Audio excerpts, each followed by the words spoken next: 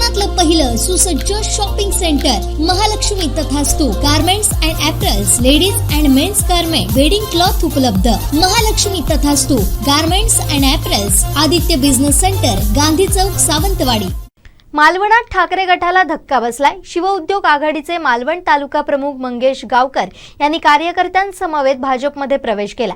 बुधवळे कुडोपी सरपंच संतोष पानवलकर यांनीही भाजपमध्ये प्रवेश केलाय. माजी खासदार निलेश राणे यांच्या उपस्थितीत हा प्रवेश झालाय. दीपक येरम, उल्केश येरम, किरण जोईल, कृष्णा साटम, वैभव वाघ, अनिल येरम, आप्पा येरम, अमर सरमळकर, अविनाश सरमळकर, प्रकाश जाधव, अनंत शिरसेकर, समीर टेंबुलकर, समीर घागरे, हर्षाली गोलतकर, भारती गोलतकर, छाया घाडी, शारदा घाडी, श्रेया पाटकर, वासुदेव घाडी, सचिन जाधव, संजय घाडी, नारायण घाडी, हेमंत घाडी, गणेश पाताडे, सौरभ परब, भूषण पाताडे, मंदार घाडी यांनी भाजपमध्ये प्रवेश केलाय. चिंदर पालकर वाडीमधून शेखर पालकर, शिशिर पालकर, विद्याधर पालकर, संतोष पालकर, रवींद्र पालकर, आत्माराम पालकर, मनीष सावंत, अनंत आचरेकर, नित्यानंद मेस्त्री, गणेश पालकर, राजन पालकर यांनी भाजपमध्ये प्रवेश केला. यावेळी भाजप तालुकाध्यक्ष धोंडी चिंदरकर, जिल्हा उपाध्यक्ष अशोक सावंत, सरचिटणीस महेश मांजरेकर, जिल्हा बँक संचालक महेश मांजरेकर, खरेदी विक्री संघाचे चेअरमन राजन गावकर, जेरॉन फर्नांडिस, संतोष गावकर यांसह पदाधिकारी कार्यकर्ते उपस्थित होते. ज्यांनी आजच्या कार्यक्रमामध्ये पक्षप्रवेश केला भारतीय जनता पक्षामध्ये, त्यांचं आम्ही सगळ्यांनी मनापासून स्वागत केलेलं आहे आणि तुमच्या पुढच्या वाटचालीसाठी शुभेच्छाही देतो. आज ह्या कार्यक्रमाला अनेक दिवसांपासून, काही दिवस झाले मीटिंग झाल्या, प्रवेश करायचा म्हणून दिवस नक्की होत नव्हता, तो आज नक्की झाला आणि आपल्या समोर आज मी इथे उभा आहे. माझ्या अगोदरच्या वक्त्यांनी आपल्याला माझा वाढदिवस जसा आहे तसंच आज मला वाटलं. मी काही त्याबद्दल बोलणार नाही, त्यांच्या मनाचा मोठेपणा आहे. पण कुडाळ मालवणमध्ये काम करत असताना मागच्या 9 वर्षांमध्ये अनेक गोष्टी आपल्याला ज्या जाणवत होत्या पण आपण बोलत नव्हतो. जेव्हा मी कुडाळ मालवणमध्ये दौरा करायला लागलो, अनेक तक्रारी यायच्या. मी आज कोणाला वैयक्तिक टीका करायला इथे उभा नाही, पण जेव्हा माणूस एका पक्षातून दुसऱ्या पक्षामध्ये प्रवेश करत असतो तेव्हा त्याला फार आनंद होतो, अशातला काय भाग नाही. काहीतरी तिथे चुकत होतं, काहीतरी तिथे घडत नव्हतं, म्हणून माणूस दुसऱ्या पक्षामध्ये प्रवेश करतो. आम्हीही केला. कारण का कुडाळ मालवणमध्ये फिरत असताना चिंदरकरी बोलले, सावंत साहेबही बोलले, या मतदारसंघाला पण वालीच नव्हता. काय होणार या मतदारसंघामध्ये? ओसाड पडला होता मतदारसंघ 9 वर्ष. 2014 मध्ये राणे साहेबांचा पराभव झाला या मतदारसंघात. 2014 पर्यंत आपल्याला असं वाटत होतं की विकास कामं ही सहज येतात. मी खासदार होतो 2014 पर्यंत. मंत्रालयामध्ये कधी सांगायची गरज पडत नव्हती की कुडाळ मालवणमध्ये निधी पाठवा. वेगवेगळ्या डिपार्टमेंटमध्ये तो निधी पडत होता. मला खास करून तर तुमचं सुरुवातीलाच अभिनंदन केलं पाहिजे. जसं चिंदरकर बोलले, तुम्ही प्रवेश केला पण कसली अड घातली नाही. खरोखरच हा मनाचा मोठेपणा तुमचा आहे. कारण का आम्ही जेव्हा प्रवेशाचे कार्यक्रम घेतो, त्यांच्या अटी काय असतात त्या सगळ्या गोष्टी आम्हाला माहिती आहे. पण मलाही कळतंय की आपली कामच झालेली नाही आणि आपल्याला सुदैवाने, नशिबाने पालकमंत्री सन्माननीय चव्हाण साहेब भेटले. मी चव्हाण साहेबांकडे जेव्हा पहिल्यांदा भेटलो, जेव्हा कुडाळ मालवणचा प्रस्ताव त्यांच्यासमोर ठेवला, म्हणलं साहेब आम्हाला काही नको, आम्हाला फक्त विकास कामं द्या. ठेके कोणाला मिळतील मला घेणं देणं नाही, कोण ते कामं करतात मला घेणं देणं नाही. साहेब 9 वर्षाचा बॅकलॉग आहे. 9 वर्ष या मतदारसंघाकडे दुर्लक्ष झालं. कारण का जे आमदार होते तेच ठेकेदार होते, त्यांचं कुटुंब ठेकेदारीवर. आणि तेच तेच रस्ते व्हायचे. मी जेव्हा यादी मागवली म्हणजे हाच रस्ता 9 वर्षामध्ये 3दा झाला. म्हणजे जिथे त्यांना कुठेतरी टक्केवारी किंवा पर्सेंटेज जिथे त्यांचं फिक्स असायचं तेवढेच रस्ते व्हायचे. मी बोललो हे गणित चुकतंय. मग आम्ही चिंदरकर असतील, कुडाळचे तालुका अध्यक्ष असतील त्यांच्याकडून यादी मागवली. त्याच्यामध्ये 25-15ची यादी वेगळी, त्यांच्यामध्ये मुख्यमंत्री ग्राम सडक योजनेची यादी वेगळी, डीपीडीसी मध्ये वेगळी, आणि आता जलजीवनची मोठ्या प्रमाणामध्ये आता कामं सुरू आहेत. हा सगळा फॉलोअप हे जे कामं आपल्यापर्यंत जी आली ना, आम्ही जर हिशोब लावायला गेलो तर जवळपास 91 कोटीची कामं आली असतील आपल्याकडे अजूनपर्यंत. 91 कोटीची 9 वर्षामध्ये 90 कोटी एका अर्थव्यवस्थेच्या एका वर्षात आले. असं एकही वर्ष तुम्ही मला दाखवा. हे पहिल्यांदा 90 कोटी रुपये एका फायनान्शियल इयर म्हणजे 2022-23च्या फायनान्शियल इयर मध्ये आपल्याला मिळाले. हे मी तुम्हाला जाणीवपूर्वक सांगू शकतो. 23-24चे 90 कोटीची कामं आपण जेव्हा सहज आपल्याला वाटत येतात ते अशी सहज येत नाही. परवाचं तुम्हाला उदाहरण सांगतो. मी चव्हाण साहेबांच्या अध्यक्षतेखाली ओरस प्राधिकरणाची मीटिंग होती. त्या प्राधिकरणाच्या मीटिंगमध्ये ओरस प्राधिकरणाकडे काही एफडीची रक्कम जमा होती. महाराजांचा पुतळा आपल्याला माहिती आहे ना, ओरसचा दर्शनी भाग जिथून आपण कलेक्टर कार्यालयामध्ये आतमध्ये घुसतो, तर तिथे महाराजांचा पुतळा आहे. लहान आहे, खूप वर्ष आपल्याला तो बदलायचा. प्रस्ताव जेव्हा आला तेव्हा प्रस्तावित रक्कम 1 कोटी म्हणजे 99 लाख काहीतरी, म्हणजे 1 कोटीच्या जवळपास एफडी मध्ये जमा आहे रक्कम. 8 वर्षापासून छत्रपती शिवाजी महाराजांच्या पुतळ्याला या लोकांना पैसे भेटले नाही. चव्हाण साहेबांना लक्षात आलं हा विषय प्रस्तावित आहे, रक्कम काय वर्ग केली नाही. आता जर नसेल तर एफडीची रक्कम तोडा, आपण छत्रपती शिवाजी महाराजांचा पुतळा उभा राहायला पाहिजे हे सांगणारे आमचे पालकमंत्री. एफडी काढून आज छत्रपती शिवाजी महाराजांचा पुतळ्याची ऑर्डर देऊन कोल्हापूरमध्ये सुतार नावाचे जे कारागीर आहेत, मीच नंबर दिलाय, आज तिथे भव्य दिव्य वास्तू उभी राहील. हे तुम्हाला सांगायचं कारण एवढं की मी फार मोठा कोण पराक्रम करतो अशातला भाग नाही, पण माणसं जर योग्य असतील, त्या पदावर जर योग्य न्याय देणारे असतील, तर जिल्ह्याला आपल्याला एक फार वेगळा इतिहास आहे. मी खासदार असताना मला माहिती आहे, मंत्रालयाला आम्ही जेव्हा मीटिंगला बसायचो, राणेसाहेब पालकमंत्री असायचे, पश्चिम महाराष्ट्राचा विषय निघायचा, मराठवाड्याचा विषय निघायचा, आणि अधिकाऱ्यांना राणेसाहेब विचारायचे की पश्चिम महाराष्ट्राला एवढे दिले, मराठवाड्याला एवढे दिले, विदर्भाला एवढे दिले, तर माझ्या कोकणाला किती देताय ते सांगा, नाही तर मीटिंग पुढे जाऊ देणार नाही, सांगणारे आमचे राणेसाहेब. तो काळ आम्ही बघितला. अहो, डीपीडीसीची रक्कम राणेसाहेबांच्या काळामध्ये 100 कोटीच्या वर गेली होती, आणि आता चव्हाण साहेबांच्या काळामध्ये 250 कोटीच्या वर जाणार.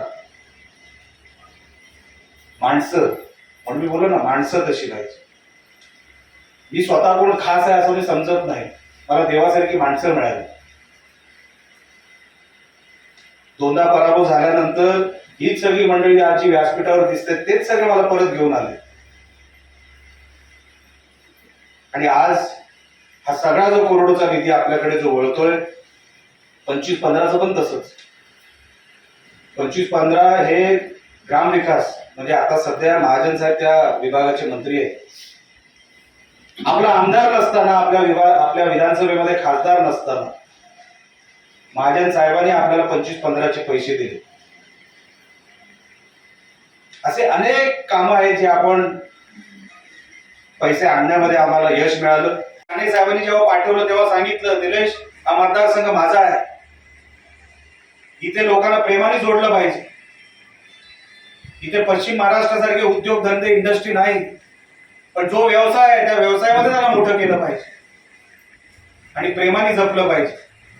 या मंत्रालयाला ओळख करून देण्यासाठी आपल्याला लोक म्हणतील, 10 पैकी 5 म्हणतील की राणे कसे बोलतात, पण मंत्रालयाचा बाबू घाबरतो ना, तो याच भाषेला घाबरतो आणि म्हणून पैसे येतात.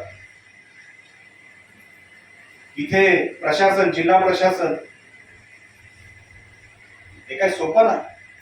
डीपीडीसी, जिल्हा नियोजन, आज आमचे चव्हाण साहेब आहेत, याच्या अगोदर नव्हतं तेव्हा आपण काय केलं? आपल्या जिल्ह्याला 25-15चा निधीच आला नाही. उद्धव ठाकरे मुख्यमंत्री असताना करोनाच्या काळामध्ये 100 रुपयातले 80 रुपये घेऊन गेले मुंबईला. आपला जिल्हा 20 रुपयावर चालवत होता, 20% 20% सिंधुदुर्ग जिल्हा 2 वर्ष चालला. आपण विचारायचं नाही? म्हणून ही चीड आहे. अहो, मुंबईला नाहीतरी पैसे मिळतच असतात. उद्धव ठाकरेंना तरी वाटलं नाही. 20% फक्त जिल्ह्याला निधी ठेवला, बाकी 80% घेऊन गेले मुंबईला. म्हणून ही चीड आहे. आपलं कोकण काय मागत नाही हो, काहीच मागत नाही. आता मागायला शिकलं पाहिजे. आपण सगळे मोठ्या प्रमाणामध्ये आहात. मला काही जास्त आज बोलायचं नाही, आज काय निवडणुकीचं भाषण नाही. तुम्ही उत्स्फूर्तपणे आज प्रतिसाद दिला, आज प्रवेश केला. आज तुम्हाला या व्यासपीठावरून शपथ देतो, तुम्ही आमचा मान सन्मान राखला, तुमचा मान सन्मान निलेश राणे मरेपर्यंत राखणार. ही करणार म्हणजे करणार, ते तुम्ही माझ्यावर सोडा. फक्त यादी द्यायचं तुम्ही काम करा, सातत्य ठेवा. आमची लोक सातत्याने आपल्या संपर्कात राहतील, आपण सातत्याने संपर्कात राहा. आपण सगळे कुटुंबासारखे काम करू. आम्हाला पक्ष, नेता, मी कोण नेता नाही किंवा काय नाही, मी तुमच्यातलाच आहे. आम्ही सगळे तुमचे सहकारी, सगळे तुमच्या कुटुंबातले. फक्त लक्षात ठेवा, आपल्या मतदारसंघामध्ये जी मागच्या 9 वर्षापासून कीड लागली ती आपल्याला 2024 मध्ये पुसायची. माझ्यासाठी नाही, मी कुठे जरी गेलो तरी मला काही मरण नाही. माझ्या आडनावात राहणे, मी कधी मरू शकत नाही रस्त्यावर. पण हा जिल्हा, हा मतदारसंघ जो काय थांबलाय, त्याला परत जर पळवायचं असेल आणि विकासाची गंगा जर आपल्याला बघायची असेल, न मागता जर विकासाचा निधी आपल्याकडे गावी वळवायचा असेल, तर आपल्याला खऱ्या अर्थाने योग्य लोक, योग्य माणसं या मतदारसंघात निवडून द्यावे लागतील. उद्या जिल्हा परिषद आहे, पंचायत समित्या आहेत. या सगळ्या मतदारसंघांमध्ये तुम्ही आपापला जोर लावा. पक्ष म्हणून, संघटना म्हणून तुम्हाला वाटेल ते आम्ही तुमच्यापर्यंत देऊ. तुम्हाला जी रसद पाहिजे ती सगळी देऊ. तुम्हाला जी यंत्रणा लागतील ती सगळी यंत्रणा तुमच्यासाठी देऊ. पण तुम्ही तशी संघटना गावागावामध्ये उभी करा. भारतीय जनता पक्ष फार मोठा पक्ष आहे. तुम्ही काल परवाच बघितलं असेल, आपल्या पंतप्रधानाची पाया कोण पडत होतं? एक दुसऱ्या देशाचा राष्ट्रपती आपल्या पंतप्रधानाची पाया पडत होते. हे केवढं मोठं भाग्य आहे आपल्या देशाचं. हे रोज घडत नाही. आम्ही 5 वर्ष काँग्रेसमध्ये होतो, मनमोहन सिंग कुठे उभे राहायचे हे त्यांनाच कळायचं नाही. पाया पडलं तर लांबची गोष्ट, त्यांचे पायच नव्हते, गर्दीमध्ये दिसायचेच नाही. आपल्या देशाच्या पंतप्रधानांना एक राष्ट्रपती रात्री प्रोटोकॉल संपल्यानंतर 10 नंतर राष्ट्रपती कधी कोणाला रिसीव्ह करायला जात नाही. रात्रीच्या पहाटेच्या काळामध्ये हे गेले, आपल्या पंतप्रधानांना घेऊन आले. म्हणजे विचार करा, आपल्या देशाची आज किंमत जगभरात किती आहे. जगभरात तुमच्या विश्वासाला तडा जाऊ देणार नाही असं काम आम्ही तुम्हाला करून दाखवणार. आणि म्हणून तुम्हाला त्या गोष्टीसाठी वेगळ्या शुभेच्छा देतो. तुम्ही जेवढ्या याद्या आमच्याकडे द्याल त्या सगळ्या याद्या मंजूर करून आणून देण्याची जबाबदारी आमची. तुम्ही यादी द्या, पाठपुरावा ठेवा. तुम्ही पाठपुरावा ठेवला तरच गाडी पुढे जाईल. यादी वगैरे तयार आहे का नाही? यादी आहे का नाही? तुमचे सगळे शांत गार झालेत. आहे का यादी आहे का नाही? हा, ती प्रवेशाच्या वेळेला आता असेल तर आता द्या. कारण का ही कामं जर तुम्ही नाही करून घेऊन शकला तर बाजूचं कुठेतरी गाव करून घेऊन जाईल. म्हणून आपल्याला विनंती करण्यासाठी की आपण प्रवेश करतो तर आपल्याला या सगळ्या गोष्टी पक्षासमोर ठेवलं पाहिजे. कारण का आता देणारे हात तसे आपल्याला मिळाले. मला चव्हाण साहेब स्वतः बोलले, राणे साहेब स्वतः केंद्रामध्ये आहेत. निलेश, मागेल तो निधी तुला द्यायला तयार आहे, पण गावागावात जाऊन गावाला जी गरज आहे ती माझ्यापर्यंत घेऊन ये, मी सगळा निधी तुला देतो.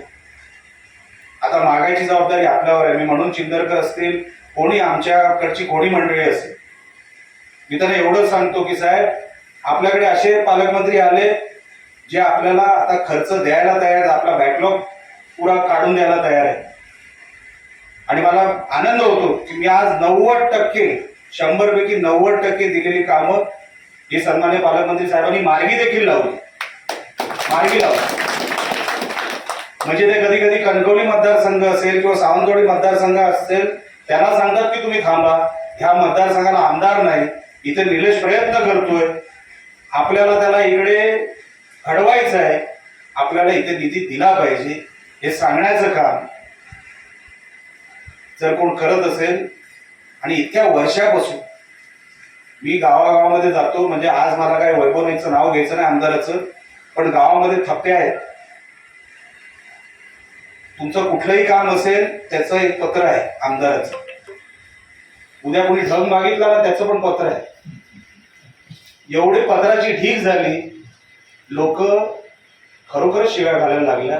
मला आज त्या सगळ्या विषयामध्ये जायचं नाही, कारण आज दिवस चांगला आहे. एवढी पत्राची ढीग, आणि त्या पत्राच्या ढिगेला काही उत्तरं नाही. तुम्ही मालवणचं म्हणताय, मालवणमध्ये तर जिथे नजर फिरेल तिकडे आपली लोक प्रवेश करतायत. कुडाळमध्ये जिथे संघटना आपली थोडी कमी आहे तिथे पण मोठ्या प्रमाणामध्ये लोक पक्ष 2 टर्म या मतदारसंघाचा आमदार राहिला. 2 टर्म. उद्धव ठाकरेंनी कधी मंत्री केला नाही. कधी विचार केला का या माणसाला मंत्री का नाही केला? ज्यांनी राणे साहेबांचा पराभव केला त्या माणसाला उद्धव ठाकरेंनी मंत्री केला नाही. कधी वाटतं का आपल्याला का केला नसेल? एकदा केसरकर मंत्री झाले, एकदा उदय सामंत रत्नागिरीचे मंत्री झाले, वैभव नाईकाला का नाही केला? कधी विचार केला आपण? उद्धव ठाकरेला पण कळलं याला अक्कल नाही, इथे काही करू शकत नाही. आपली 9 वर्ष फुकट घालवली. 9 वर्ष ओसाड पडला आपला मतदारसंघ. किनारपट्टी झुंजत ठेवली, कुठलाही प्रकल्प आणला नाही. आणि जो प्रकल्प जाहीर झाला होता पूर्वीच्या सरकारमध्ये त्याचंही काय पुढे केलं नाही. आज किनारपट्टी बघा, किनारपट्टी झुंजतच ठेवली. काय नाही त्या विचारांकडे, काय नवीन नाविन्य, कसली योजना नाही, कसला काय पैसा नाही. म्हणून विचार करा, आपण नुसतं टीका करायला नाही. राणे बोलतात कशासाठी बोलतात? अहो, देवानी सगळं दिलं ना आम्हाला, कशाला आम्ही टीका करू कोणाला? पण जेव्हा माझ्या मातीचं नुकसान मला दिसतं ना, माझ्या लोकांचं नुकसान दिसतं, अहो ह्याला कोण ओळखत नाही त्या मंत्रालयामध्ये, कोणी ओळखत नाही. सुप्रिया सुळेला सांगावं लागलं, हा बाउन्सर नाही, हा आमदार आहे, आतमध्ये पाठवा. माहितीये ना तो व्हिडिओ बघितला? विधानसभेमध्ये आपला कुडाळ मालवणचा आमदार, त्याला आतमध्ये कोण घेत नव्हता. सुप्रिया सुळे म्हणाल्या तो आमदार आहे, तो गोल गोल दिसतो ना, त्याला आतमध्ये घ्या. हे कोण म्हटलं? सुप्रिया सुळे. तेव्हा त्याला वॉचमॅननी आतमध्ये घेतला. और राणे साहेबांचा मतदारसंघ, मंत्रालयाला हादरावणारा मतदारसंघ, आज काय नाही, ओळख नाही, संप नाही. आम्ही तेव्हाही म्हटलं होतं या मतदारसंघातून हरलो कोण लोकांना माहिती आहे, जिंकलो कोण माहित नाही. असाच राहिला मतदारसंघ. म्हणून वाईट वाटत, म्हणून वाईट. ही जी तळमळ आहे ना साहेब, देवानी सगळं दिलं, मागण्यासारखं आता राणे कुटुंबाकडे काही नाही. पण कुठे जरी माझा मतदारसंघ मागे राहिला, की जिथे माझा साहेब हरला तिथे आपलाच कोणतरी परत निवडून आला पाहिजे, म्हणून आज आम्ही मैदानात. तुम्ही मोठ्या उत्साहाने आज ते आलात.